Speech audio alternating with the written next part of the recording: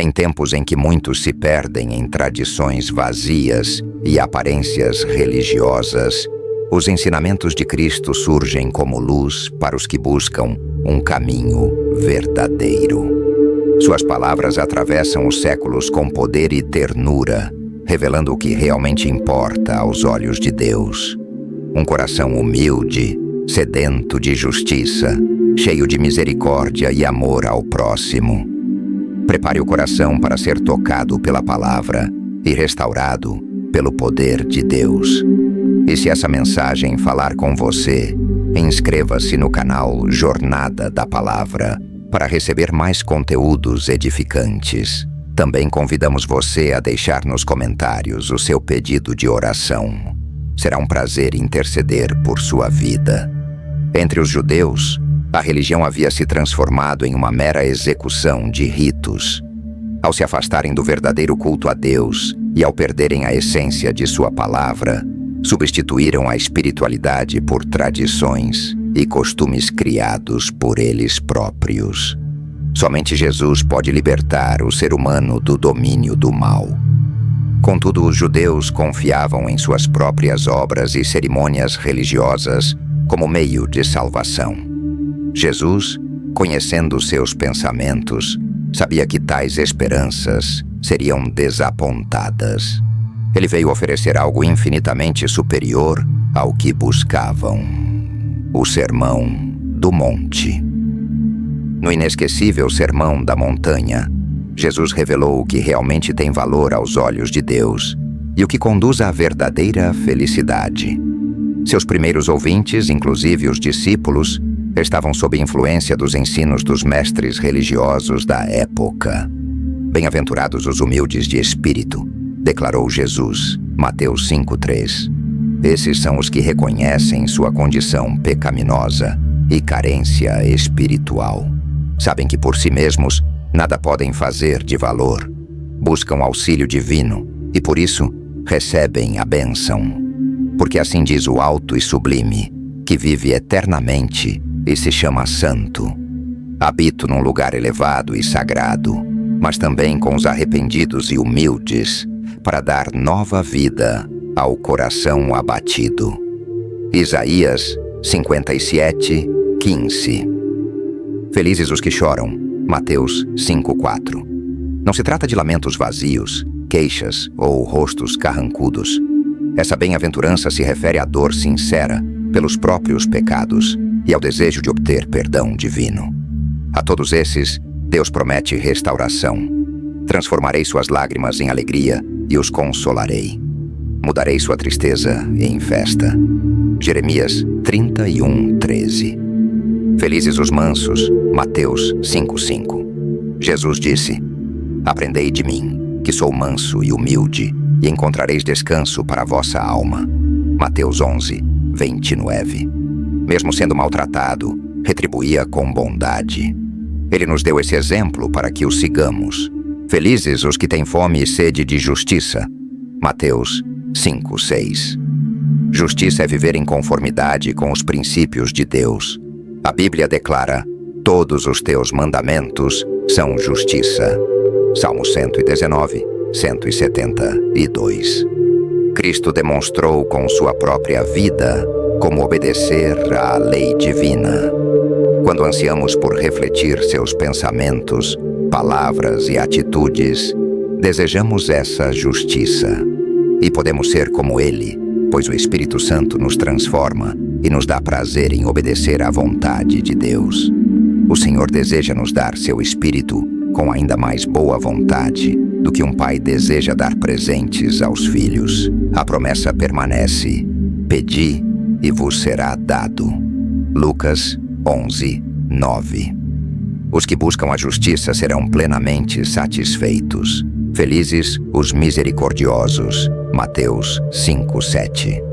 Ser misericordioso é tratar os outros melhor do que merecem. Assim é Deus conosco. Ele se compadece até dos ingratos e dos maus, e nos convida a agir do mesmo modo. Sede bondosos e compassivos uns com os outros, perdoando como Deus, em Cristo, vos perdoou. Efésios 4:3. 32. Felizes os puros de coração. Mateus 5:8. Deus valoriza quem somos de verdade, e não apenas o que aparentamos ser. O que Ele deseja é um coração limpo, pois com isso, nossas ações e palavras também serão puras. Davi orava: cria em mim, ó Deus, um coração puro. Salmo 51:10, e dizia: que as palavras da minha boca e o pensamento do meu coração sejam agradáveis a Ti, Senhor. Salmos 19:14. Felizes os pacificadores. Mateus 5:9. Aqueles que têm o mesmo espírito manso de Cristo promovem a paz. Não reagem com ira, nem provocam brigas. São como uma brisa de serenidade no lar, e onde quer que estejam. Felizes os perseguidos por causa da justiça. Mateus 5:10.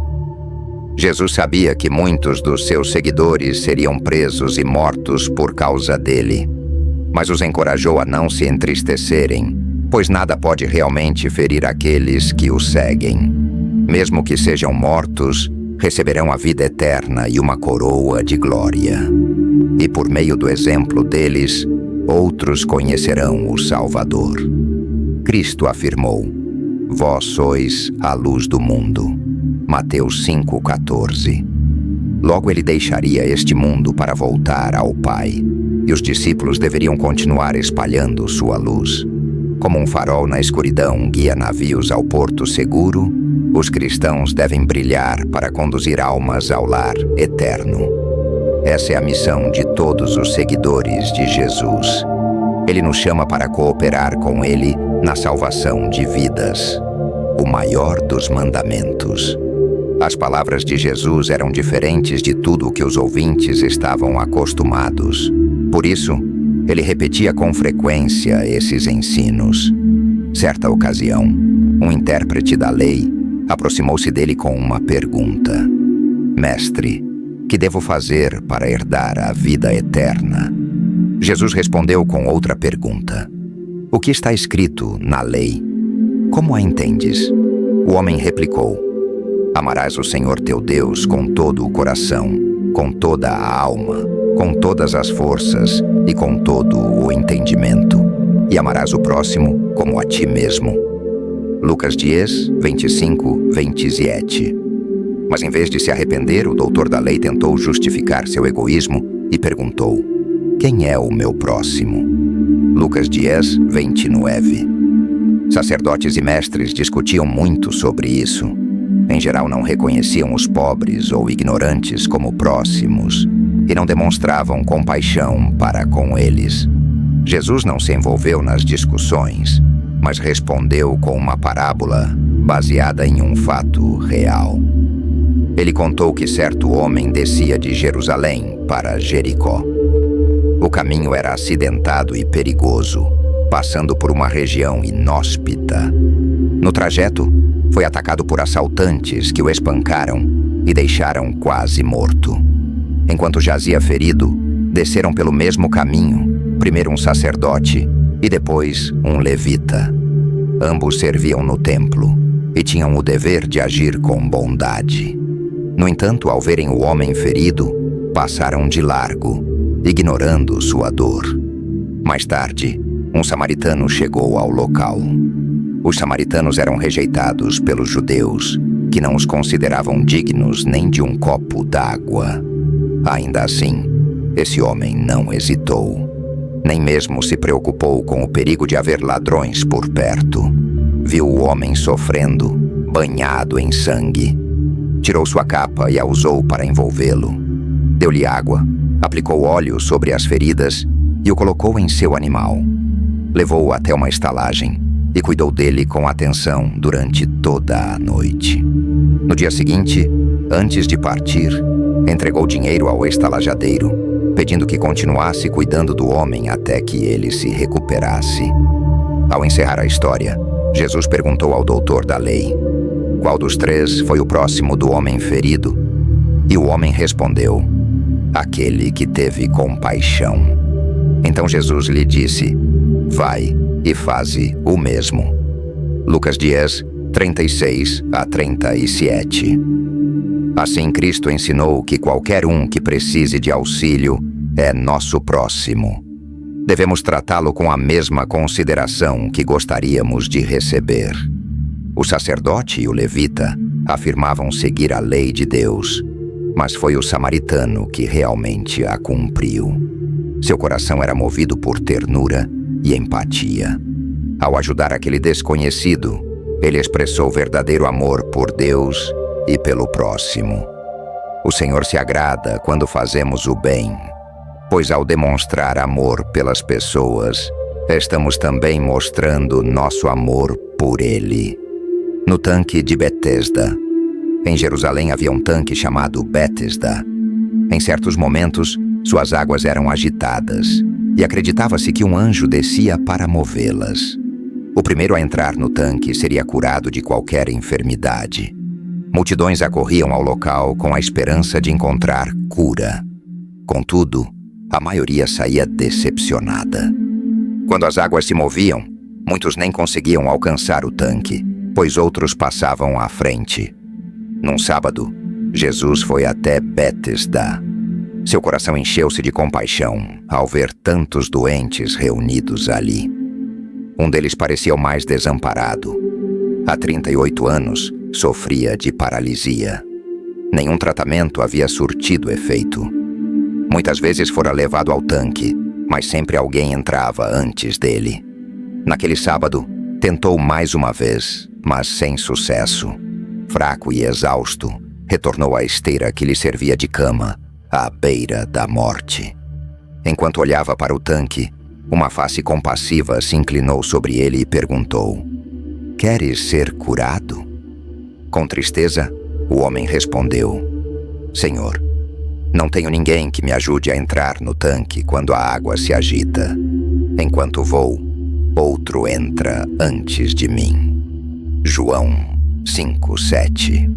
Ele não sabia que aquele que falava com ele tinha poder para curar não apenas ele, mas todos que viessem a ele com fé. Então Jesus lhe disse: "Levanta-te, toma a tua cama e anda." João 5:8. O homem, tentando obedecer, sentiu uma força nova percorrer seu corpo. Levantou-se, ficou de pé e começou a andar. Que alegria imensa sentiu naquele instante. Tomou sua esteira e saiu andando, louvando a Deus com entusiasmo. Em pouco tempo, encontrou alguns fariseus e lhes contou sobre o milagre que havia recebido. Mas eles não celebraram sua cura. Em vez disso, criticaram-no por carregar sua cama em pleno sábado. O homem então respondeu: "Aquele que me curou disse: toma tua cama e anda." João 5:11. Os ensinamentos de Jesus continuam a ecoar com poder e simplicidade. Mais do que rituais, Deus deseja um coração puro, humilde e cheio de amor. Ser luz no mundo, agir com misericórdia e buscar a justiça são marcas de quem verdadeiramente o segue. Que possamos viver cada dia refletindo esse caráter de Cristo, com compaixão, fé e obediência. Deixe seu pedido de oração nos comentários. Que Deus abençoe sua jornada de fé.